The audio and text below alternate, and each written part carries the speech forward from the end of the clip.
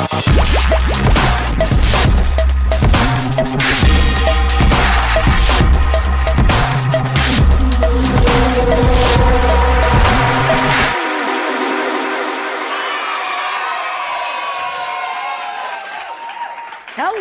everyone. Hello. Happy Saturday. Welcome to All the Things. I'm Monique Dusan. And I'm Krista Bontrager, and this is the show where we talk about all the things related to God, the Bible, and real life. Yes, and today is Saturday, which means we are going to be talking about something related to God, the Bible, and real life. Yeah. We originally had a show planned with the one and only Dr. J. Richards. Unfortunately, due to some communication errors, he thought it was for 6 o'clock Eastern time, not 6 o'clock Pacific time. So we are rescheduling that show. We are thankful for Dr. Richards and just his voice in the space of all things culturally related, especially looking at something as important as the WEF. And we do want to do that show live. We don't want to have a recording of that so that you can also ask your questions. Yeah. So we will reschedule that show and make sure that you have advance notice. And since we just found out that it wasn't going to work out a couple of hours ago, we were quickly putting a show together. But we have an awesome show for you tonight. In God's providence, we had pre-recorded a show a few days ago. And so I quickly edited it together and Bob quickly rendered it out. And so what we're going to do is Monique and I are live right now. So we will take your questions. You can share the show, put in your questions, all the things that we normally do on a regular show. Yep. But we're going to break the conversation up into like 3 17-minute clips. So we'll watch a clip and then we'll come back and talk about a clip. We'll address your questions and then we'll go back and hear another segment. And then we'll come back and talk about it a little bit more, give some additional analysis and take your questions and that sort of thing. So it'll have these live pieces in between and then we'll come back and do a wrap at the end. Yes. So a little different, but still live. Yeah. So we're here. We still here as family all together. That's right. So what kind of inspired this show was we did a show back in November with our friend Sam Say about October maybe, about Christian nationalism. So tonight's discussion is sort of tangentially related to the conversation on Christian nationalism in the sense of trying to understand the different models of how to approach the issue of religious pluralism. What do we do as Christians when it comes to sitting side by side as citizens in the nation when we have a growing amount of people from other religious perspectives? And there are kind of two, or I would say 3 emerging models. And so we're going to sort of touch on one of those models tonight, which is the religious pluralistic kind of approach to the question of religion. I would say another model is the secular progressive model, which we'll also touch on tonight. And a third model is what I might characterize as a Christian nationalist model of implementing some kind of deterrence to other religions and their practices. And right now in the public sphere, these 3 models are all competing for loyalty and for persuasion. And we're very much in a posture of learning about all of this ourselves. Yeah, as you'll see in some of my own questions. Yeah, in both of our questions. And watching it back tonight, I was like, there's several times where you could see me taking long pauses between the questions because I'm trying to figure out even how do I frame this? Mm-hmm. Where do I go? So we're going to talk about that. Back in December, the Satanic Temple set up a display in Iowa, I believe. Yeah, the Capitol building of Iowa. And that was kind of the genesis for like, okay, we really need to do a show about it. Let's watch a little news clip here. Mm-hmm.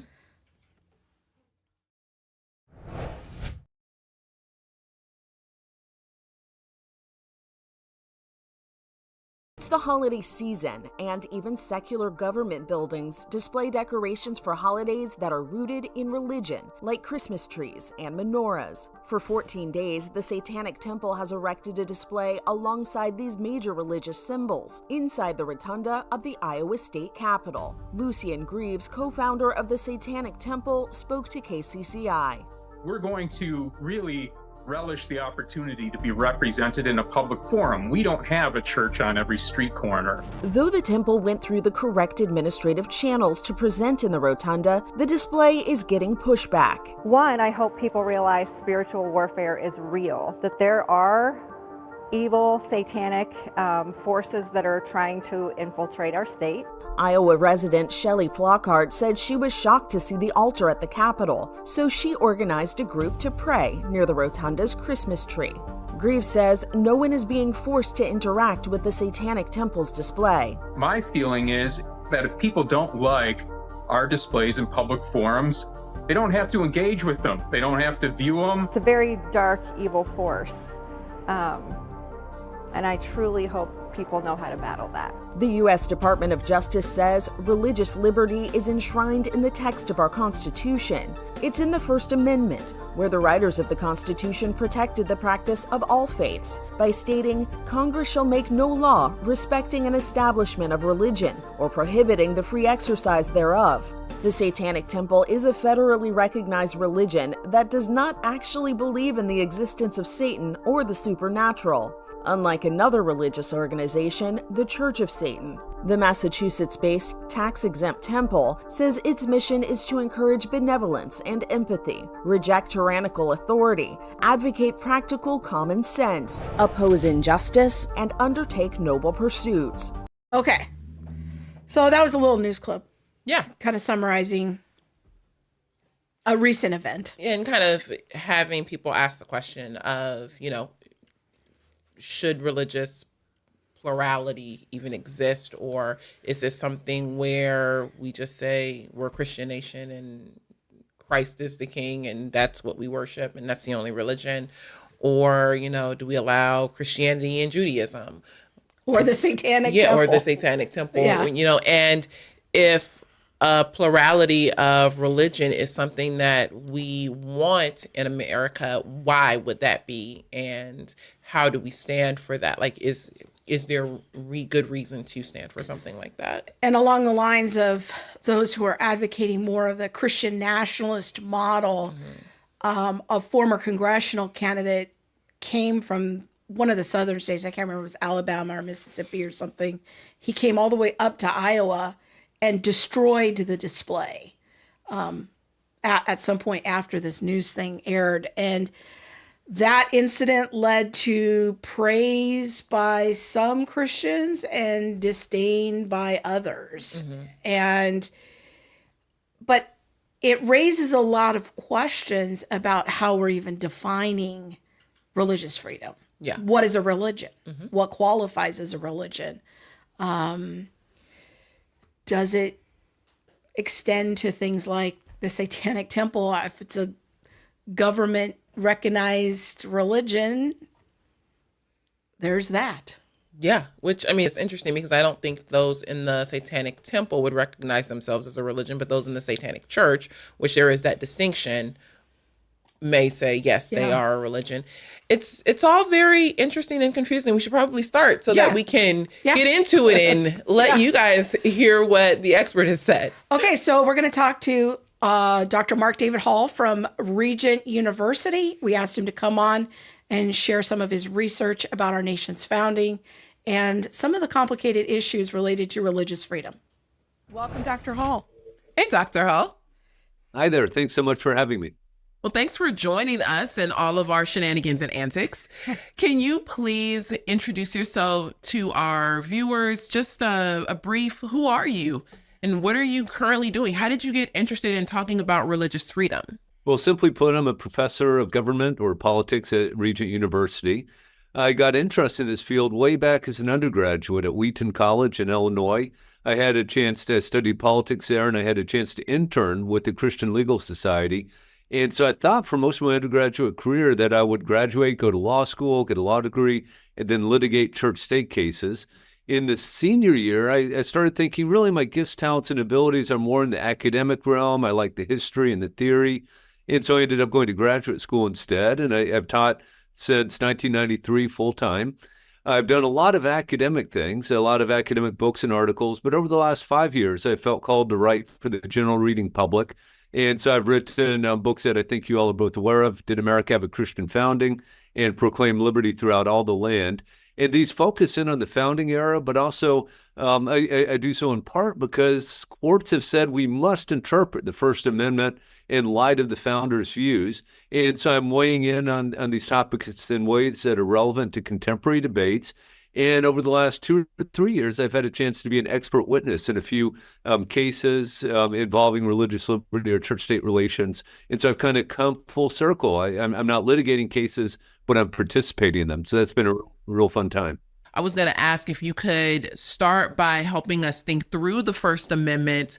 What does it say? What are some of the core commitments or tenets of the First Amendment? In fact, I'm going to have Bob put it on the screen for us real quick so that we can all see it, and then we can read through it, and then Dr. Hall can kind of help us unpack it a little bit. But it says, Congress shall make no law respecting an establishment of religion or prohibiting the free exercise thereof, or abridging the freedom of speech, or of the press, or the right of the people to peaceably assemble and to petition the government for a redress of grievances. It's a lot deeper than what most people just think First Amendment, freedom of speech. Yeah. But that says a lot more. Yeah.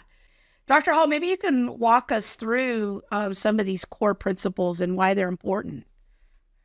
Sure. Well, first of all, I'll mention that the Federalists, the advocates of the Constitution, initially argued that we don't need the First Amendment because if you look at the Constitution, Article 1, Section 8 gives Congress certain enumerated powers. And the Federalists said, look, Congress simply doesn't have the power to interfere with religious exercise or the press or speech. And so we don't need these amendments. The Anti-Federalists said, no, we don't trust the national government. It's going to go beyond its powers. And so let's add some limitations to the national government. 12 amendments were proposed by the first federal Congress. The first 10 of them were ratified. And today we call this a Bill of Rights, the first 10 amendments to the Constitution. The first of these is the First Amendment. Note first that it's clearly aimed at the national government, Congress. Congress shall make no law respecting an establishment of religion. We usually refer to this as the Establishment Clause, and it has to do with church-state relations. And it goes on to say, or prohibiting the free exercise thereof, oftentimes referred to the Free Exercise Clause, which protects our ability to worship God according to the dictates of conscience and to act according to our religious convictions wherever possible. And then you go on to cover the freedom of speech, the freedom of press, the right of the people to assemble and petition the government. But it was, and I have taught about all these provisions of the First Amendment, but it's my understanding that we're going to focus in on the first two, the Establishment Clause and the Free Exercise Clause today. Maybe you could talk to us a little bit more about how the concept of religious freedom has been historically understood and defined. Give us a little bit more context of our nation's founders and what the Anti-Federalist vision was behind the First Amendment and what that would accomplish. Yeah, let me go back a little further than the founding era. If you go back to the 17th century, basically everyone thought that it's obvious that the government is going to protect and promote true religion. We're going to have an established church, tax everyone to support the church, the government will punish heretics, and that sort of thing. Beginning in the late 17th century, the early 18th century, a notion of religious toleration began to arise. And this said, yes, the government will still have an established church, but we will tolerate dissenters. And so in England, we'll tolerate the Baptists and we'll put up with the Quakers. We'll still ban them from holding office and from testifying in certain contexts. And we'll still tax them to support the Church of England, but we'll tolerate them. And this went on in America. 9 of the original 13 colonies had established churches. They tolerated dissenters, but still taxed them and sometimes didn't permit some of them to hold office and that sort of thing. By the time we get to the late 18th century, those Americans had moved beyond religious toleration to say, no, we need a more robust understanding of religious freedom, one that says everyone has an equal right to worship God according to the dictates of conscience, to act upon his or her religious convictions whenever possible.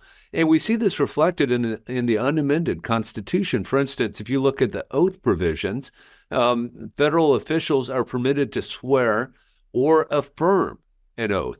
And this affirmation possibility is aimed at members of small, tiny Christian sects, the Society of Friends, the Mennonites, Brethren, who believe that Christians ought not to swear oaths, that they must affirm them. And so the authors of the Constitution wanted to ensure that these individuals could hold federal office. And so they wrote a religious accommodation or exemption into the text of the Constitution. Similarly, Article 6 bans religious tests for office. And the Anti-Federalists actually complained about this, and they said, oh my goodness, this means a Muslim or a Jew or even an atheist could hold federal office. And it does. And the Federalists had to admit that that's what it meant, that there's religious equality in America. Now, they also usually would go on to say this will never happen in America. America at this point, Americans of European descent are 98% Protestant, 2% Roman Catholic. Maybe there's 1,500 Jews in 4 or 5 cities. So it really seemed unlikely that a Muslim would ever be elected to federal office. But of course, America has changed a great deal. As I already said, the Federalists said, we don't need to limit the national government anymore. It doesn't have the power to restrict religious liberty. But the Anti-Federalists complained, and eventually the First Amendment was adopted, as well as the other 9. And I think what we're talking about here, the Free Exercise Clause, Congress shall make no law respecting the establishment of religion or prohibiting the free exercise thereof. Sometimes if you listen to progressives today, they talk about a freedom of worship. Now that's limiting what the First Amendment actually says. Clearly, the First Amendment protects the freedom of worship. We can go to our churches and mosques and synagogues and worship God however we feel fit, however we understand God to want us to worship him. We can baptize babies, or we could refuse to baptize babies and baptize adults. We could take the Eucharist every Sunday or once a quarter or never at all. Clearly, it protects that, but it also goes beyond that. It protects a free exercise of religion, our ability to act upon our religious convictions whenever possible. What exactly those limits are has been hotly contested. To jump to an obvious limit that everyone agrees with, if you were to have a worshiper of the sun god who believed that an infant needed to be sacrificed to the sun god, and that person was truly religious, he truly believed God would have him do that, I think we can all agree that the state could legitimately step in and say, no, you can't do that. We have good reasons to keep you from acting upon that particular religious impulse. But of course, there's a host of other conflicts that we have. A cake baker who believes he can't bake a cake to celebrate a same-sex wedding ceremony. A Native American who believes he needs to use peyote in a religious ceremony, and so forth. And so the extent to which the Free Exercise Clause requires an exemption or accommodation from laws that are neutral and of general applicability remains hotly contested. But the general notion that it protects our ability to worship God and to act upon religious convictions, I think certainly among many, many Americans, there's a great deal of consensus that these things must be robustly protected. On the political left, you're getting a shift away from that. President Obama, for instance, routinely spoke of the freedom of worship, not the free exercise of religion. And obviously with the Obamacare, Obamacare included mandates that would have required people to act against their religious convictions. It would have required the Green family to provide abortifacients for their employees. And they said, we can't do that. And there was a big controversy and case about that. But there was just no real concern for religious liberty among progressives in that debate and in too many other debates. I hate to say it. The Green family being the owners of Hobby Lobby, if I'm not mistaken. Exactly right. That's right. So here's a question that I have as I'm listening to you talk about this. Would it be considered like congressional overreach then if something like a pandemic happens and we are mandated to close our churches or to not assemble, even though that's part of our worship? Like, am I hearing you in the right way in saying that that would be an exercise against religious freedom? Let me tell you the test that I really like. It was a test developed in 1963 by the liberal Supreme Court Justice William Brennan. Brennan said this: a law restricting an ability to act upon a religious conviction is permissible only if it's neutral. So it applies to everyone in the same way, only if there's a compelling interest behind the government doing what it's doing, and only if it does so in the least intrusive means. And so I think when we think about this, and we can look at the restrictions that were generally put in place by state governors or sometimes state legislatures, not so much Congress, what we could do is we could look at if a state said churches must close, period, but other businesses could remain open, we could right away say that's not a neutral law, that's targeting churches, and therefore it's unconstitutional under the First Amendment. However, if you did have a broader law that said every institution open for the public will be limited to having 50 people in it and they have to be wearing masks, that would be a neutral law. And so a church would have to argue that it has a compelling interest to be given an exemption from that law. And, at least initially, early in the pandemic, I think that would be a hard argument to make. As the pandemic went along, it becomes an easier and easier argument to make. The government might have a reason for that policy, but I think it became increasingly obvious that it was a bad reason. So I would say, as we better understood the pandemic, you can make an excellent religious liberty argument against those sorts of restrictions. It's really important. What I heard you saying too is that there's kind of this sleight of hand that happens when the word free exercise of worship is put in place of, free exercise of religion. Like, those aren't exactly the same thing, but we often hear in the media like expression of worship, and that phrase acting as a substitute for free exercise of religion. And so we have to kind of be cognizant of that when we hear that kind of phraseology or linguistic theft happening in the media. I think that's exactly right. So you think freedom of worship, and the mind immediately goes to what goes on in a church, a mosque, or a synagogue. And then we think of someone like a Jack Phillips, a cake baker who's running a store. And, it's kind of hard to imagine. I know in some theological traditions, you could say that the work itself is worship, but many Americans wouldn't get that. But if we understand that, look, Jack Phillips has a right to act upon his religious convictions when he runs his cake store. And you probably know that he has a variety of religious convictions, some of which you and I might not agree with. He refuses to bake a cake to celebrate a divorce. He refuses to bake a cake containing alcohol. He refuses to bake a cake to celebrate Halloween. And he refuses to bake cakes celebrating same-sex wedding ceremonies. And for him, these are all matters of religious conviction. So when Colorado tries to force him to go against his religious convictions, I would hope we could all understand that's a restriction on his religious liberty, even though it's not what most people would think of as worship, the sort of activities that go on in a church, a mosque, or a synagogue. Dr. Hall, given that we live in a pluralistic society, shouldn't there be a strict separation of church and state? Some people would argue that, and I don't think you actually believe that. If we think in terms of worldview, imagine you have, let's just pick 5 worldviews. You have the Catholic worldview, the Protestant worldview, the Jewish worldview, the Islamic worldview, and the secular worldview. If I were to say, well, we live in a pluralistic society, so let's only favor the Protestant worldview, you would immediately object, wait a minute, that's not fair. What about the other 4? And it seems to me by the same token, if you say, okay, we're only going to favor the secular worldview, I would object, wait a minute, that's not fair. You're privileging one worldview above all others. What I would argue is for a robust pluralism. So for instance, if we're talking school vouchers, a state's going to give vouchers to parents to allow them to send their children to schools of their choice. These vouchers should be available for parents who want to send their kids to Protestant schools, to Catholic schools, to Jewish schools, Islamic schools, or secular schools. That's pluralism. And I think that's a recipe for peace. When we think about religious divisions in other countries, it usually comes about because one faith insist on being dominant, right? We're going to be a Catholic country or a Protestant country or Islamic country. Far better to let all of these different traditions flourish equally. And please don't hear any relativism here. I'm a Christian, and I will try to convince every non-Christian I run across to become a Christian. So I think Christianity is a true religion, and I'm not saying everyone's equal, but I am saying I think our constitutional arrangements that say they will all be treated equally as a matter of law is a very, very healthy way to approach these questions.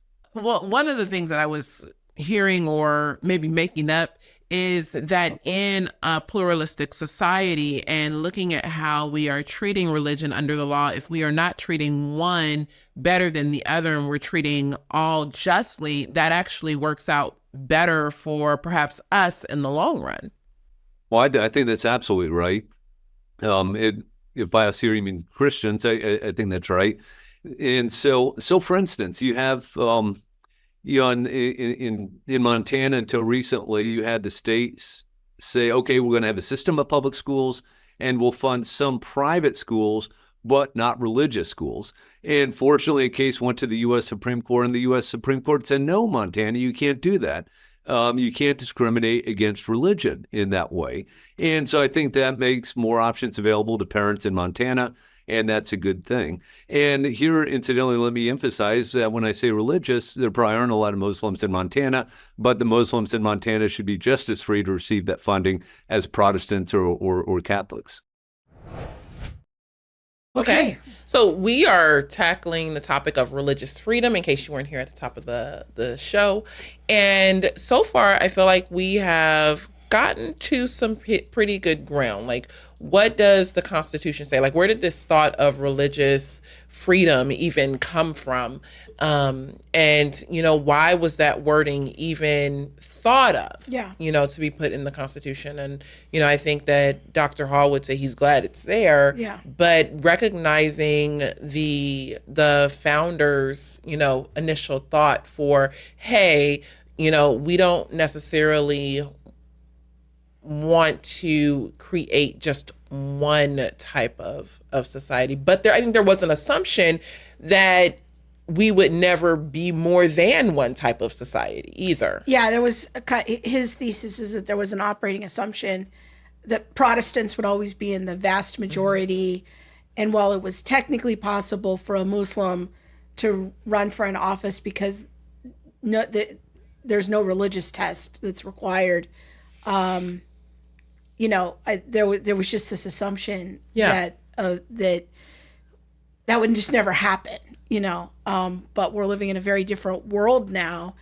One thing that at this point in the conversation, I'm just going to put this out here so that people can listen for it in the next segments. At this point in the conversation, what was going through my mind is he makes a few statements in that first segment, he says, well, we all agree that there's an obvious limit to religious expression. Or he says, I think we can all agree on such and such, or that there's large consensus. Mm-hmm. There may have been large consensus 250 years ago. Yeah. I was trying to think in this point in the conversation, how do I press on this a little bit more? I'm a skeptic that there is as much consensus as is needed for there to be productive respect for different religious traditions. But I don't know. Go in the comments. We want to hear from you. We are live. I put a little question in the chat on YouTube. What do you think? Should a country be an explicitly Christian nation, or is a pluralistic model the way to go? We'd love to hear from you. I was just thinking about like the very last thing that we were saying, and I asked the question of, well, don't you think there should be a separation of church and state? And he was like, I don't really think that you mean that. Yeah. And as I thought about it more, I don't know that the separation of church and state isn't a good thing at times. So I'm still even trying to work that out, because what I don't want is the government coming in to my church and telling me you must do X, Y, and Z. Now, if we were a Christian nation, we wouldn't necessarily, I feel like, have to worry about that, like a true Christian nation, not like a progressive Christian nation. But the way our country is today, the separation of church and state, as I'm thinking it through, may protect us from having Governor Newsom come into my church and tell me that I must counsel, like a pastor must counsel a woman in the line of abortion, or that he must marry, quote unquote, marry a homosexual couple. And so I see some protections there. And I think he would argue that that's protected under the First Amendment, that type of separation that you're talking about is already there. The phrase separation of church and state has a technical meaning that you're not using it in that way. Okay. So that's why I was like, I don't know. Yeah. So he would argue, I'm pretty sure, that type of separation where the government is implied and held under the First Amendment, but we might have to litigate that and challenge it. So, all right, we're going to hear from our friends at Impact 360, and then we will hear the second part of our conversation with Dr. Hall. Be right back. I'd always heard in church, like, go and make disciples, and they'd always say that verse, and I'm like, I don't really know what that looks like at all. And then when I got here, they taught me like everything I was curious to know about, like progressive Christianity and how to talk to an atheist and how to go about witnessing to someone without it being overly preachy or insincere, and that helped me so much. It's just been such an awesome week, going through these questions and really diving into them, and not just with me, but other Christians. It's not like an individual thing, it's a together thing. We're really strengthening our relationship with the Lord personally, but also together.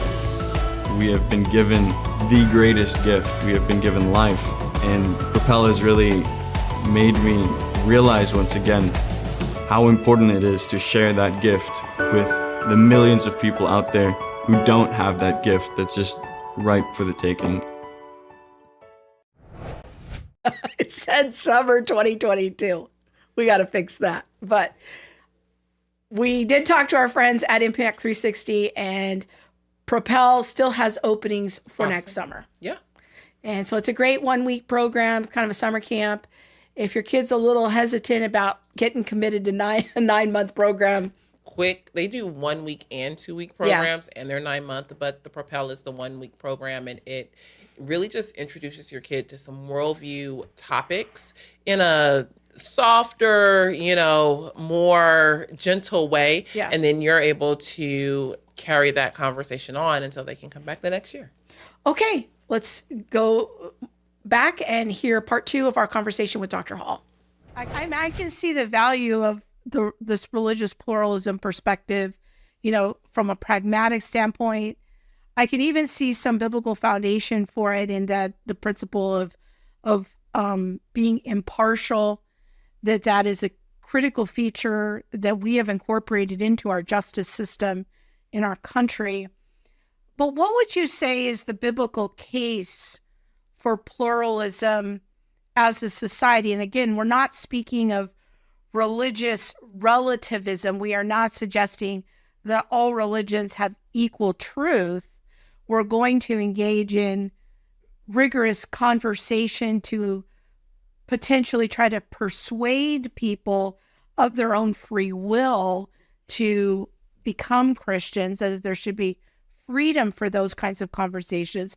But people are also free to say no to Christianity or to say yes to other religions. But how would you make that kind of biblical case for that? I mean, it seems like if I look in the Old Testament, God's pretty clear that he doesn't, set up shop with other gods next to him. Like, how do I think about that? Old Testament political and civil arrangements are very different than what we have in the New Testament, and what might be appropriate in what is essentially a theocracy, a direct rule by God, I think you'd argue is not appropriate in the New Testament era.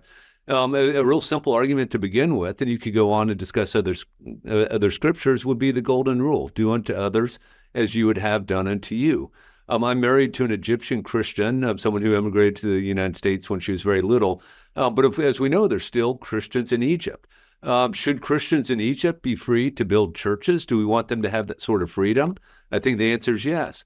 Well, even though it's an overwhelmingly Muslim country, and therefore I think it's reasonable to say, okay, America is still majority Christian, but if a group of Muslims want to build a mosque, they should be free to do so in the same way that we would wish Christians to be free to build churches in the Middle East. It doesn't mean that we don't try in America to shift back here. It doesn't mean we don't try to convert Muslims.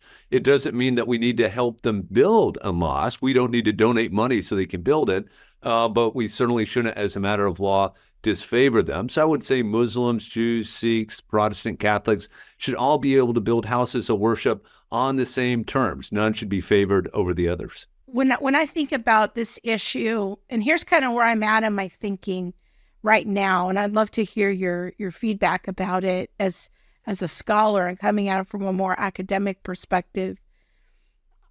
I think that a religious pluralism approach in the public square is important because of the Great Commission. When I meditate on Matthew 28, 19, and 20, where Jesus commands all of us to go into all the nations and preach the gospel, what is the environment where that can happen? Where persuasion, when I read through the book of Acts, I recently did a study on all the places in the New Testament where it talked about persuasion or, preaching so that people would have opportunity to come to faith. When I look at that, it makes me think that the environment where that could best happen is where there is kind of this competition of ideas or a competition of religions, much like the first century. I'm not persuaded at this point that the New Testament puts forward one particular model of government. I'm not persuaded of that point at right now. But if I look at it through the lens of the Great Commission, I am persuaded that we need to have an environment where a government protects the ability to preach the gospel and that there's an opportunity for people to say yes or no. I don't know. What do you think about my very crude way of thinking about that issue? I think you're exactly right. I don't think the Bible contains a clear model of government. And if we look to it for one, a lot of Christian thinkers for centuries thought it would be monarchy, maybe checked by other branches. And so, whether or not we have a parliamentary system or a current system of government under the U.S. Constitution or something very different, these are matters of prudence, and we can use Christian principles to inform the actual political institutions we adopt. But there's no one ideal, I don't think. Similarly, with respect to the extent to which we're going to allow people to be free in terms of what they say and what they do, because conceivably people could be free under a monarchy, right? Even an absolute monarch could permit freedom of worship, freedom of religion, freedom of press. So it really is irrespective of the type of government. But I agree absolutely that as a matter of public policy, permitting people with limitations, there always has to be limitations, but to engage in speech, engage in press, engage in sharing their faith, engage in religion without government restraints is the best policy. It probably is the most friendly towards sharing the gospel. I think that's fair to say. But also sometimes there are Christians, you mentioned Stephen Wolfe, who's perfectly happy saying we'll use the power of the government to impose an orthodoxy on people. Well, this is just really scary to me in the real world in which we live. You're in California. I spend a lot of the time in Oregon. And when I'm in Virginia, Virginia is a purple state. The other two are blue states. If Virginia, Oregon, or California starts imposing orthodoxy It's going to be an orthodoxy we really don't like, right? It's going to attempt to impose views regarding LGBTQ issues and religious relativism and so forth that just will not work out well at all. So I prefer to keep the government out of this business. Let's attempt to win people over by making arguments, by loving them. We don't need the power of the state to compel them into the kingdom. And in fact, I don't think the power of the state could do that. It can't possibly do that. At best, the state might be able to force someone to say something that he or she doesn't believe, but what good is that? What I hear you saying is that you, and if I'm wrong, then please correct me, but I do think what you're saying is that you see America's version of a religious pluralistic society or an approach to religious freedom as being better than one that enforces or coerces. Yeah, coerces their people or their citizens into a form of religion. I think that's absolutely true.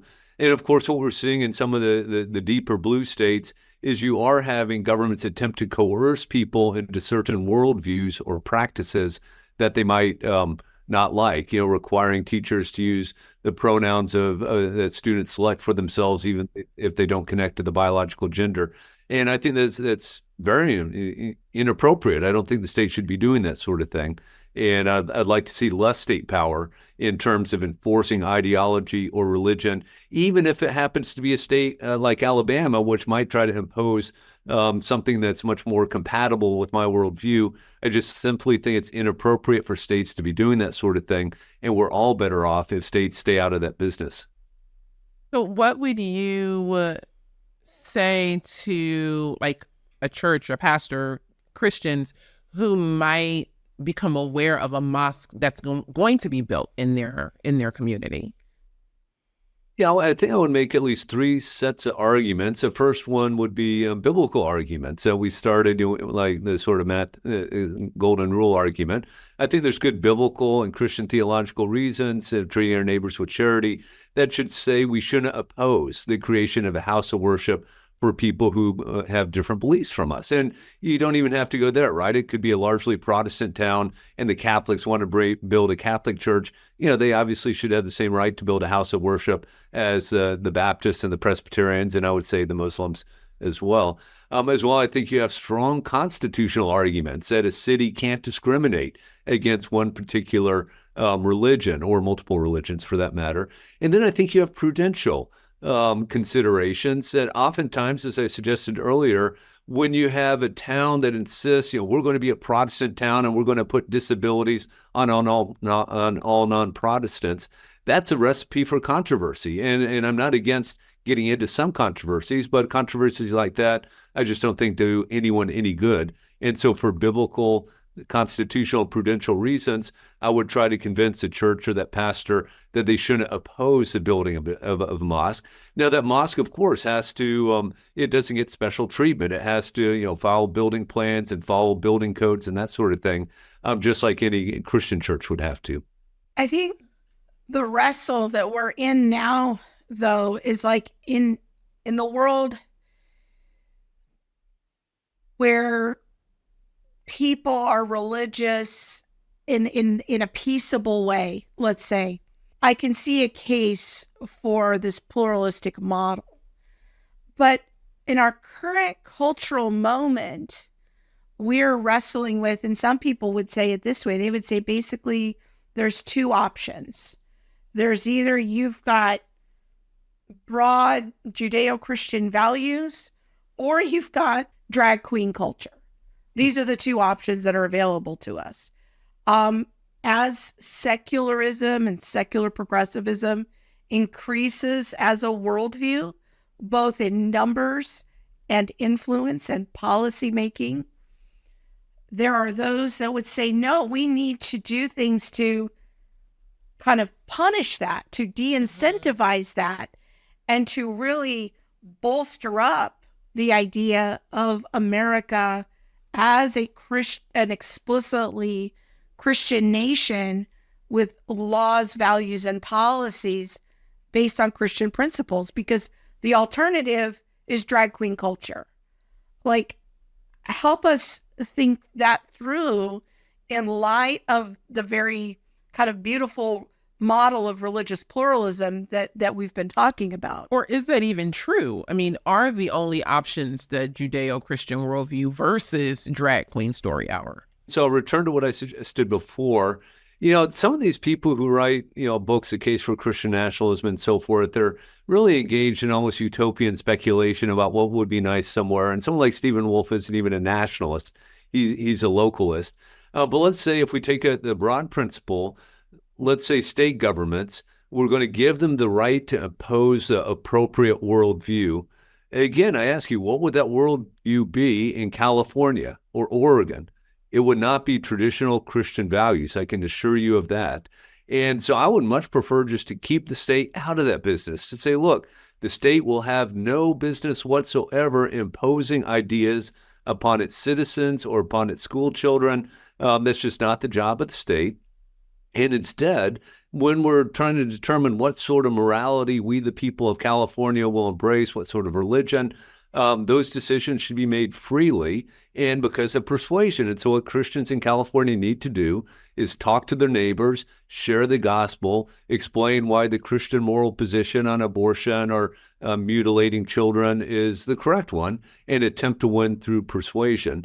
Now, that doesn't mean we never have laws. And in fact, the last thing I mentioned, the permitting children to have gender-altering, mutilating surgeries before the age of consent, I think probably could be legitimately banned by the state. But generally, we need to win through persuasion and not through an attempt to legislate these things. And again, a state like Alabama, I might be relatively sympathetic to the sort of morality it would attempt to impose on the people of Alabama. But again, if I'm called before the Alabama legislature to testify, is this a good idea?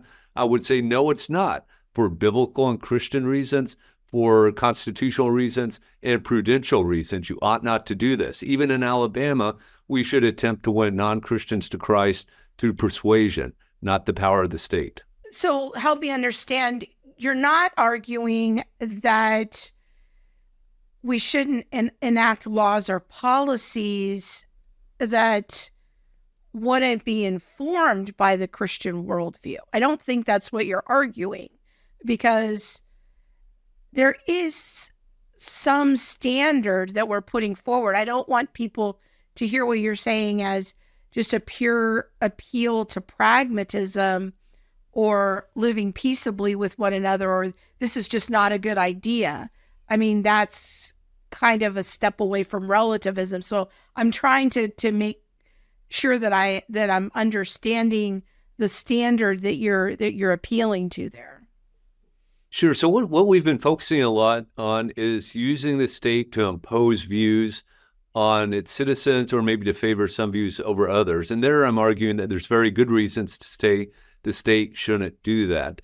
But I think there's no such thing as neutrality. Everyone engages in politics coming from a particular worldview, and Christians have every right to be motivated by the Bible and their understanding of Christian theology to advocate for policies that they believe would contribute to the human flourishing of all people. And so the civil rights movement, maybe most obviously, right? The Reverend Dr. Martin Luther King Jr., the Reverend Ralph Abernathy, the Reverend Andrew Young, and on we could go, right? Religious Americans motivated by their faith to fight the evils of Jim Crow legislation and to eventually overturn segregation and pass laws saying you don't get to discriminate on the basis of race if you're a place of public accommodation. To the extent to which members of Congress voted for these laws because they understood them to be required by their Christian convictions, more power to them. And I think those are excellent laws. And so, yeah, no problem at all with that sort of thing. I'm arguing really very specifically about saying Christians, by the same token, I guess I would say Christians motivated by their faith should argue against policies that would say require discrimination against non-Christians. So yeah, Christians must be involved in politics. Absolutely. Wow. Do you see how serious my face is? Like, I don't think I smiled one time during this whole interview. I'm just like, my eyes are squinted because I'm like trying to hold on to see. Are you saying what I think you're saying? I know. I was, I feel like I was in a state of similar, but there's so many good comments coming in on YouTube. You know, should we go to the one on Facebook first? Yeah, let's go to Elaine's comment on Facebook. On CFBU Facebook, It's more of a Elaine question. says, with current ways of thinking, will freedom of speech collide with Christian evangelism or outreach or proclamation that might be considered hate speech? Well, And I think we see that already. I think we're already kind of there. Yeah. Yeah. And this is, I think, going to continue to escalate. Yes. Yeah. Yeah. I don't see anyone, you know, who isn't a believing Christian, and some who already are believing Christians, but they just might be more in the progressive stream. Yeah. Snuggling up with like historic Orthodox Christianity that actually has firm lines and boundaries on what is biblically considered evil. So again, I think it's helpful to think of it as from a model perspective. There's at least 3 competing models, I think, right now in the public square as to how to handle this question of religion and values. There's the kind of the secular progressive model. There's the Christian nationalist model, and then the religious pluralist model. Let's go back in looking at each of those models again. Like, let's just kind of give some meat to the model. So you have the first model, which you're saying is, and I was stuck on the religious pluralism, but you're saying it's the secular model, like this secular progressive, who I would essentially say is, if they are progressive Christian, are you using the term in like the progressive Christian, or just the secular progressive who is outside of Christianity? I think the progressive Christian would probably largely agree with the secular progressive when it comes to the relationship between religion and the public square. I think they would largely agree on that it should be separate. They would say things like we shouldn't bring our value system to laws and policies, although they do that anyways. Yes. They just have a different framework from which they operate from. And their value system would largely be different than the value system in some key areas, I'll say that, of the historic Christian. Yeah. And then the second model is kind of emerging, I think, as the Christian nationalist model. But I think that there's a lot of work to do. There's not complete agreement, but there's kind of this idea of a nation can call itself a Christian nation. It doesn't mean everyone who lives in the nation are Christians, but that there's a broad understanding of we come at values from a Christian position. And we think that those things should be enacted into laws and policies to some degree. Yeah. And then the pluralist model that Dr. Hall is largely talking about is kind of coexisting together, religions coexisting side by side. None is favored in the government. They're all given equal access. Yes, and there is an opportunity to evangelize, to win people or persuade people to your position or to your religion, rather than having some kind of forced ideas that would be implemented into law, or possibly even, tax people or fine people if they did not believe in what you believed in. And this is, I think, the great conflict that we're seeing play out in the public square, is really the competition of these 3 models, even among Christians, as to how to sort that out. There's so many good comments on YouTube. Natalie, who is, I hope I don't get in trouble for saying this, but she's an attorney. She's also a teacher. But she's got a lot of great comments. But one of them that I want to highlight here is, she says, I agree with irreligious pluralism in society. I think kind of roughly the model that Dr. Hall is laying out. But when we talk about government, it must be founded on some basic truths. Which truths will we pick if there is pluralism? And this, I think, is Natalie, I wish you had been here when we were talking to Dr. Hall, because there's a much more elegant way of asking the question than what I could come up with, because I was trying to figure out the whole time with him, like, what's the standard? Yeah. So Reggie has a very similar comment and says, and it's just up from Natalie's comment, doesn't law essentially enforce someone's truth, morality on society? So if the culture's worldview changes, then so does the law. And this is what we're seeing. Yeah. This is why in California is now a sanctuary state for minors who are fleeing from their parents, because the values have changed. And so when the values change, these laws either are implemented or restricted depending on the way that the value system goes. Yeah. I think the religious pluralistic model worked well when Christians were sort of in the majority. But we're in a shrinking minority. Even when we had agreement as to what Christianity was. Yeah. I think Christians are still in the majority, but there's a faction among Christians so that we don't even understand or have large consensus on what Christianity is. Yeah.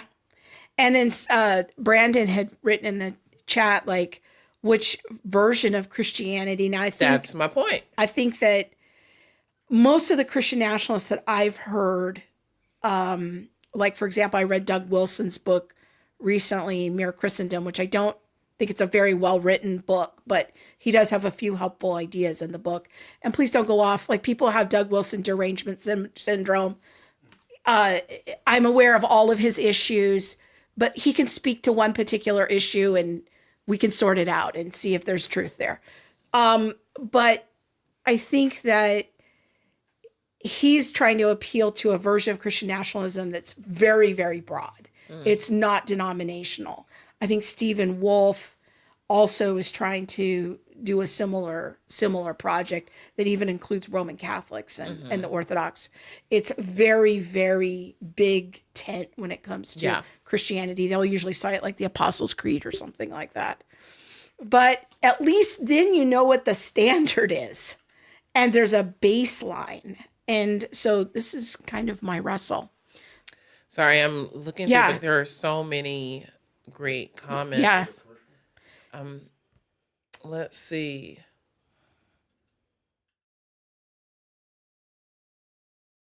Let's go to a commercial while you look some more. Yes, and then, you guys don't have to wait for us to look through all of the comments. But you guys, I'm so glad that this show worked out this way, because we're able to kind of interact about the interview in real time. So, all right, let's go to hear from our friends at Maven about their upcoming conference. We'll be back in 1 minute. The next generation is growing up in a culture where authority is undermined at every turn. And we can find examples from every aspect of culture, whether it's government or law or politics or entertainment or law enforcement, the medical community. There's so many different areas where our young people are losing confidence in the authorities that are all around them. Stay quiet. And the problem with that is that often translates into their view of God's authority, and in particular, their view of God's word as an authority. And so what we need to do for the sake of the next generation is we have got to rebuild the authority of God's word so that young people then look to God's word as a place of illumination, as a place where they can find out the truth about God and his world, and that will then light up the world around them and make sense of the world around them.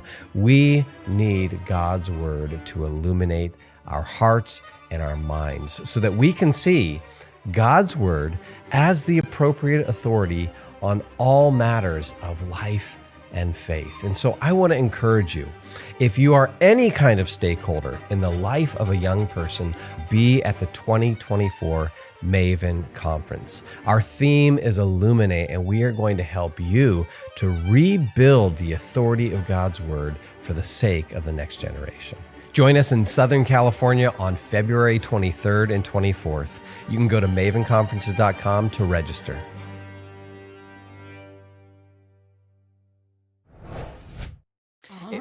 right, if you're in Southern California, we'd like to invite you to our meetup that we will be having during the Maven weekend. It will be on February 23rd before the Maven event starts. So you can come hang out with us, and then we can all head over to Maven together.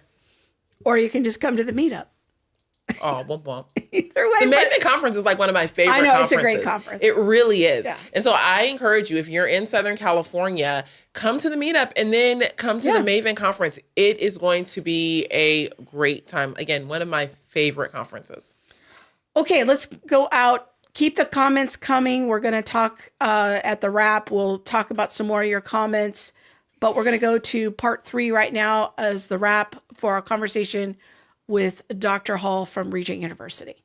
And we're kind of edging into, a little bit on the question of the separation of church and state, which is a common idea. You have a very interesting chapter in your book. I think your book is called, I want to get the title correct, Proclaim Liberty Throughout All the Land. You have a very interesting chapter in there on the history of the separation of church and state and where that idea came from. I know we don't have time to go into all of that, but I do want to let people know about your work on that area. But I think you're making an important point that the idea of not favoring a religion doesn't mean that it automatically follows that when Christians run for public office, that our worldview has no connection to no bearing on the policies or laws that we may try to advocate for. And this is one reason I really have come to dislike this phrase, separation of church and state. So if we're referring to the First Amendment, remember the wording, Congress shall make no law respecting establishment of religion. The founders understood exactly what an establishment of religion is. 9 of the 13 colonies had established churches, and a number of them continued to have established churches, Massachusetts being the last to end its established church in 1833. And so it really is a very limited restriction that Congress cannot create an official national church, and now by extension through the 14th Amendment, states can't either. It has nothing to do with all sorts of government practices. Governments can legitimately fund private religious education. Governments can build monuments that include religious imagery. And think about the words of the First Amendment for a minute. Congress shall make no law respecting an establishment of religion. The First Amendment is only a restriction on the government, whereas the phrase separation of church and state or wall of separation between church and state implies a restriction on, it suggests a restriction on the government, but it implies a restriction on citizens. That is, that it's somehow illegitimate to bring our faith into the public square. But the First Amendment does not say that at all. It doesn't restrict us as individuals, us as churches. It's only a restriction on governments, Congress, state governments, and local governments.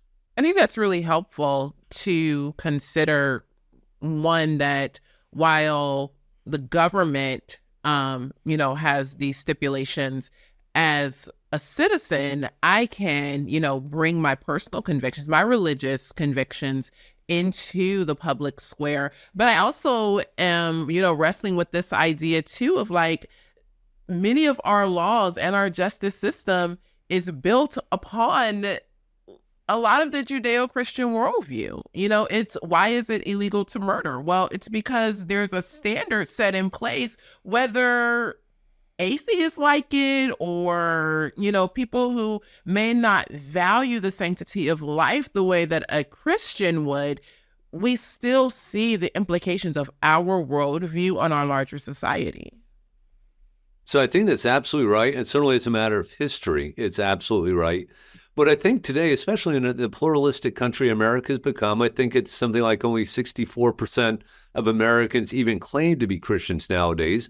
And plenty of those never darken the door of a church or read their Bibles or pray. And so we need to recognize Christians are a minority in America. And so I think it is absolutely appropriate for me to argue for certain policies and say, because the Bible told me so. And those arguments might be persuasive with my fellow Christians who take their faith seriously, but it's probably not going to be persuasive on those Americans who claim to have no religion at all or who don't accept the authority of the Bible. And so what I think we also need to do, we aren't constitutionally required to do it, but we should make our arguments more broadly in moral terms that are accessible to everyone. So, for instance, if I'm talking about abortion with a atheist, I might say, look, can we agree on the principle that an innocent human life ought not to be taken without a very good reason? And those qualifications are in place to take into account things like just war and so forth. Hopefully the atheist will agree to that moral principle, even though he doesn't accept the authority of the Bible. And then we can say, okay, well, you agree with that principle. Let's talk about what a human life is. And let's talk specifically about what an unborn baby is. Do we want to define human life in terms of brain waves or heartbeats, or when two strands of DNA come together to form a unique strand of DNA? And hopefully I can convince the atheist that there are good reasons that don't involve appealing to the Bible at all to recognize that what is in a pregnant woman is a baby is a human. Humans are not to be killed without very good reasons. And so that means that vast majority of abortions should not happen. They may appropriately be made illegal. I think it's slips by people even how foundational principles of our justice system overall are founded on the biblical ideas like impartiality or the establishment of evidence through 2 or 3 witnesses, not taking bribes, that is a form of perverting justice. Things that we just take for granted are actually rooted in the biblical worldview. Yeah. And without those principles, our justice system would look very, very different. So to try to divorce religion from the public life would result in a very different culture. And we see that manifest in other cultures around the world. And so we have a very unique experiment here in America that we've been on this journey, for the last 250 years or so. I think we need to have a deeper appreciation for that. These things haven't always manifested themselves in the same way. So, for instance, in England in the 17th century, you could be put to death based on mere circumstantial evidence. When the Puritans came over to New England and they started thinking about these things and passing the laws about them, they looked to the Bible as a guide, and they looked at the very passages you referenced and said, well, look, it seems in the Bible that one has to have 2 eyewitnesses to the same event to convict someone of a capital crime. And so they altered the English law to better reflect biblical law and better protect people. So a lot fewer people were put to death in America than were put to death in jolly old England. And I think this is an important lesson. We shouldn't assume that somehow Americans had everything right 200 years ago. We didn't. We permitted the institution of chattel slavery. And fortunately, Christians looking to the Bible, reflecting in the Bible, came to recognize that this institution is fundamentally incompatible with Christianity. And so they worked really, really hard to end slavery in the States. They succeeded in 8 of the original 13 colonies, putting slavery on the road to extinction voluntarily. They banned it in the Old Northwest, and they were motivated by their faith in doing so. And of course, the abolitionists continued to fight slavery into the 19th century for Christian reasons, and appropriately so. So circling back to our opening about the situation with the Satanic Temple, should that be considered within the broader conversation of a pluralistic, of religious pluralism? Should that be a display that we allow? What are your thoughts about that? So both of these cases involve what's called a limited public forum or limited open forum. So they're public land where the entity controlling the land says, we're going to open this land up for certain periods of time for outside groups to come and display things or do things. So if we're talking about private land, the Satanic Temple people buying a piece of private land and erecting what they erected, almost no one says they shouldn't be free to do that. And if the public library or the state capitol wanted to say no one from the outside will be permitted to come and display things, that's fine. They can just have statues of state leaders and flags and that sort of thing. So it really only becomes a problem when we're talking about public land where those who control the land, the state legislature or the librarian, says we're going to open this place up from time to time for private groups to come in and do things. And so I think what needs to be done, I think there still needs to be neutrality and fairness, but one might be able to come up with policies that would get at the goals that I'm very sympathetic to, that are shared by many of my fellow conservative Christians. For instance, in a library, you could say, okay, we're going to allow outside groups to come and read books to children, but the primary purpose of this is to instill a love of reading and not to impose on the children a particular ideology.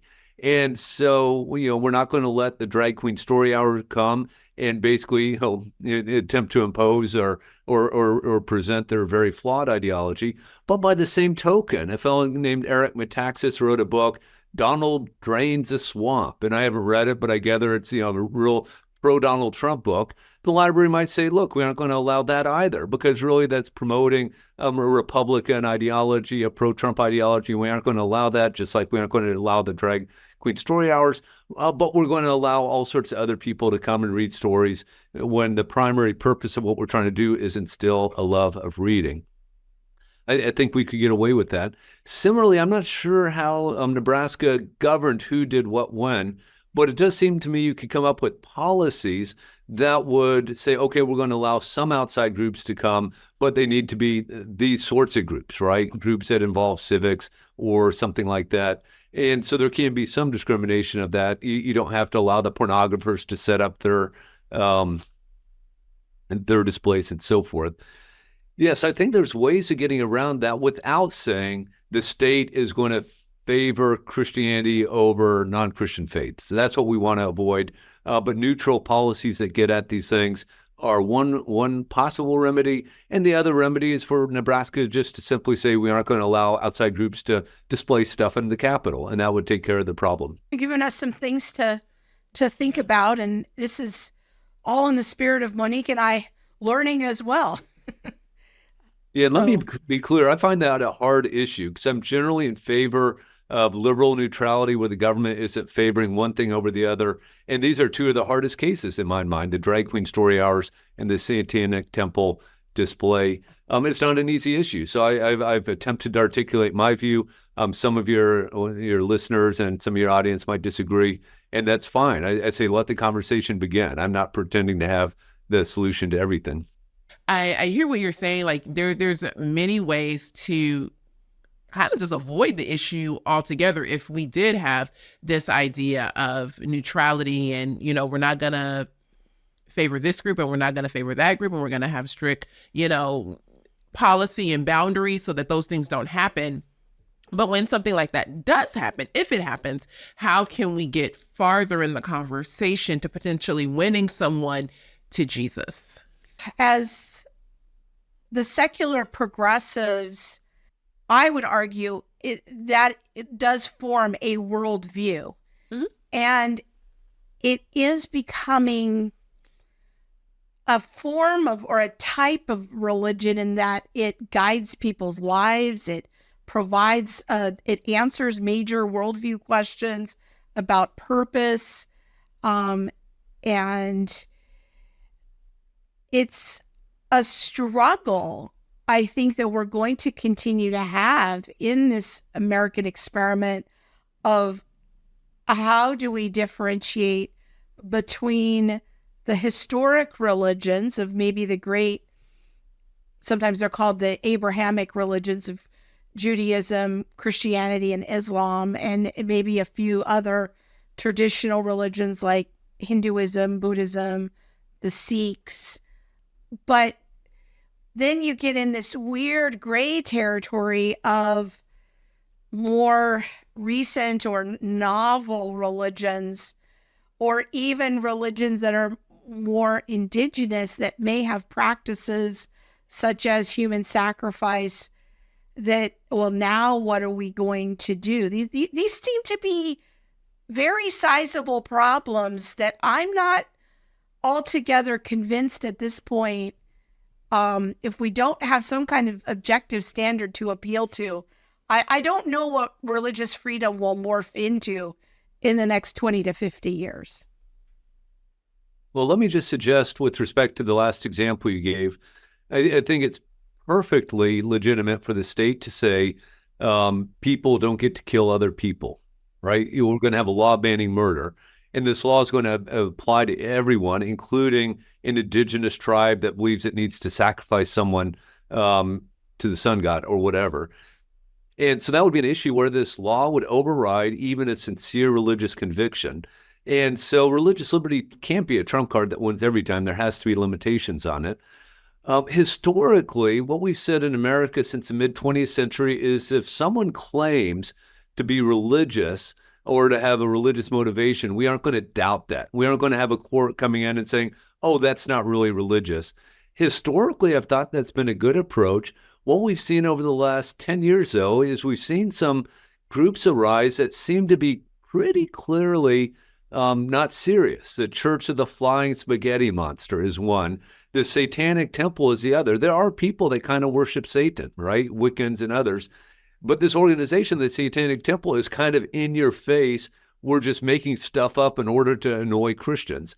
And so for the first time, I've started thinking maybe we could go back to an originalist understanding of what the founders meant by religion and use this understanding to say, Jews, Muslims, Christians, Hindus, Sikhs, these are religions as understood by the founders and as understood historically throughout the history of the United States. But there are some things that we're just going to say, no, that's not religion. That's clearly satire, and you don't get the protection of the First Amendment.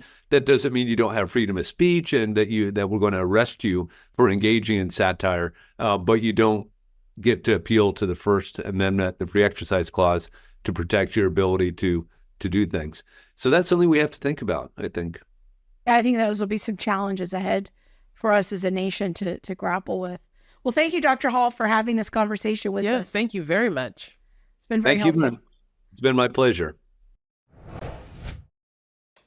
I offered a little smile at the end, probably because my brain was like, child, you need to rest me. My brain was like, rest me, please. Well, let's go to the comment you wanted to go to. No, before. I want to hear you. I want you to make your statement first. So here's the thing. Do we want to live, and this is in Mo's way of thinking, do I want to live in a country where I must force my religion or my religious beliefs on someone else? No, I don't believe that that's Christianity. I believe that according to Matthew 28:19, we go out into all the world, we evangelize. That is coming in to Christianity, according to John 1, it says to all who, believed on his name, there's an action in that. We are also coming, it's not being forced on us. And I also wouldn't want to live in a country where, someone else has if Christians lost their platform, now someone else can come and impose their laws and their religious structure on me. So I can see the benefit of a pluralistic society. The problem is that we need Christians to actually have I almost said something. Don't be saying that. I know. We need Christians to actually have the gumption and the gusto and the courage to stand up to say, in this pluralistic society, I'm going to use my vote, my voice, my vote, and my dollar to stand up and actually do something. I'm not going to say what religions that doesn't count. Yeah, this here doesn't count. This is an out of pocket way of thinking. I'm not going to allow you to come in and enact these laws. We are going to use our collective voice and our collective vote to actually stand for something. In a pluralistic, so what, we live in a pluralistic society. We can live in a pluralistic society with a competition of ideas and a competition of religions, because we truly do have the greatest hope and we have the standard by which everything else is going to fall short. Yeah. But we don't exercise that when we hide. We don't exercise that when we shrink our voice. And so I can get on board with the pluralistic society, because the laws that would be made and constructed with courageous people who actually stood up and actually evangelized and discipled and led and said things like the Satanic Temple is a spoof religion. We're not allowing that. Yeah, we're not going to do that. I would say the same as for Scientology. I think it's a spoof religion. I don't think they should have 501c3 status, But if I'm living in Iran, I would want there to be a competition of ideas. I would want to be able to practice my religion freely. So there is that tension of, all right, we want to allow people to convert freely, to deconvert freely, to not pay taxes to the government in the name of religion. There's not government coercion when it comes to religion. And yet when we get into the conversation about values and what values we're teaching our children in particular, that's when it gets very, very difficult in that I feel like the pluralistic model starts to break down. And so, all right, I want to go to Reggie's comment here, which I think is very thoughtful. Is it true that the law of God, the 10 Commandments, can't be hung in government buildings? We used that as our standard at one time. And yes, it is true that in some public buildings in our country, the 10 Commandments were put up, and some of them have been taken down. I can't speak to whether that's illegal. I don't think it's illegal to have the 10 Commandments up in public places uniformly across the country, but I could be wrong about that.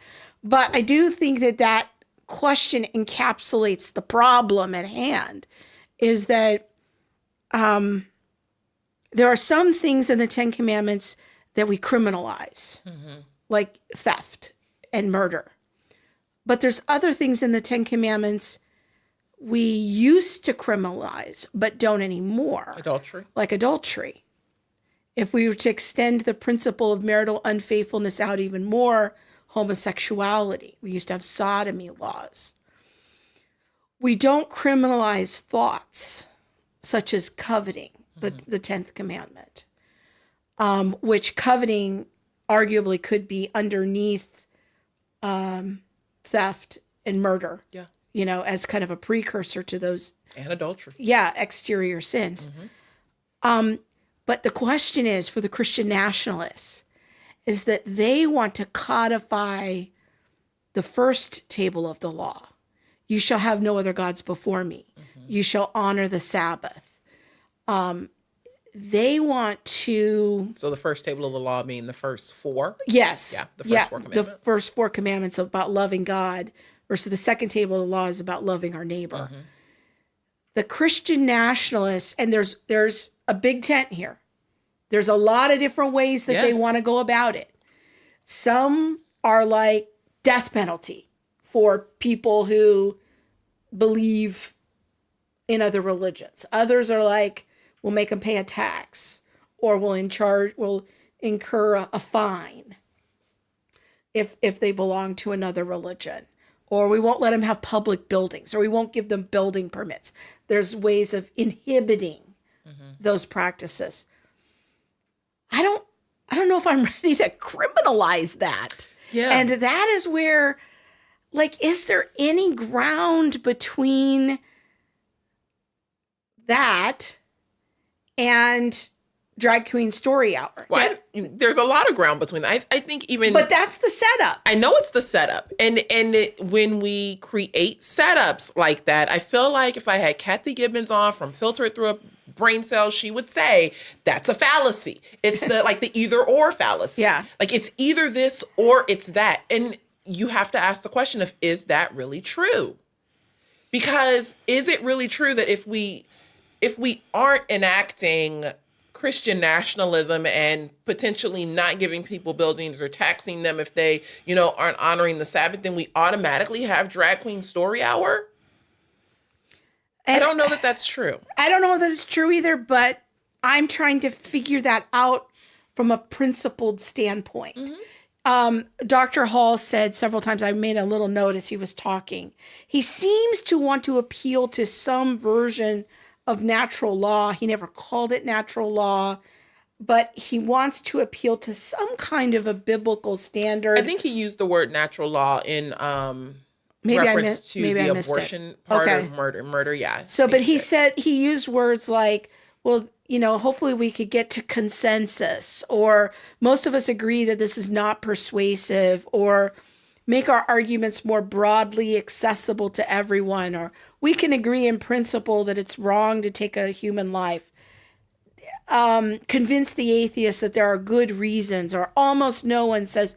These are all kind of versions of consensus mixed with natural law. It seemed to be what his approach was. For me, the jury's still out on that as to whether or not I find that persuasive. But as we've said throughout the show, this is all very much, we're sharing publicly like our learning curve and where we are. So, well, do you want to add anything? No. Okay. I don't have anything to add. Nothing at all. I'm still thinking through this, and what separation of church and state actually means and actually is, what the pluralism or pluralistic society, the benefits of that versus Christian nationalism. Yeah. And so there's a lot to think about, but I'm glad that we get to do it with all of you.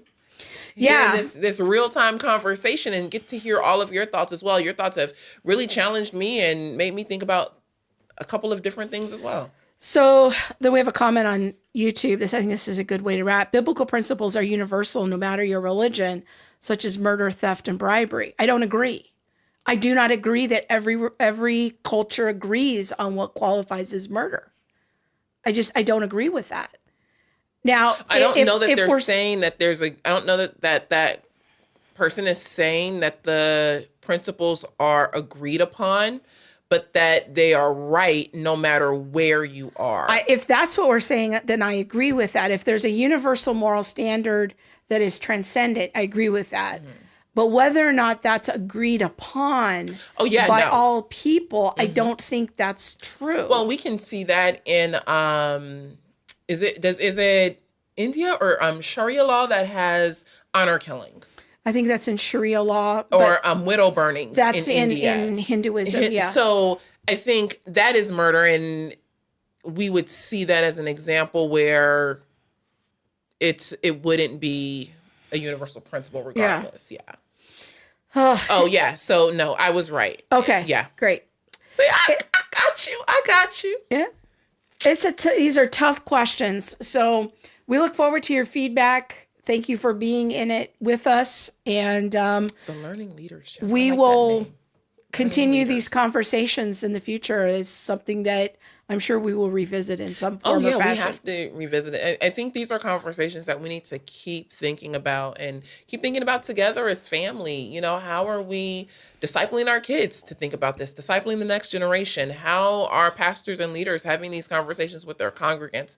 These are important conversations because our culture is constantly changing very swiftly to move away from a Christian worldview. And to some degree, I feel like, and this is what we could have asked, I feel like our culture is moving away from a pluralistic society of religious freedom. I actually think that the secular, like a secular progressive worldview, or it would be a more state religion, and there would be a doing away with of Christianity. And yeah, we could argue that point as to whether or not the secular progressive model is itself a religious model. It is certainly a value system in spite of what they want to believe. But we are going to be finding ourselves in a process of pushing the boundaries of what constitutes as religious freedom. I think that debate is here to stay for a while. Yeah.